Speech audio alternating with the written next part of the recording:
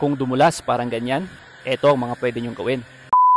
Una, sa simula pa lang kapag dumulas na, nag-lose traction o nawalan ng kapit, huwag nang pilitin pang umakyat. Mag-handbrake, release accelerator at syempre tapakan agad ang brake. Brake o handbrake sana ang first instinct natin lalo sa mga ganitong instances. Sa dulo kasi ng video, umatras ng mabilis yung sasakyan. Hindi ko lang sure kung namatay yung makina o na-shift bigla ng driver sa neutral o reverse. Possible din na umasa yung driver dun sa nilagay na kalso sana ni Manong Guard. Nonetheless, huwag nang ipilit.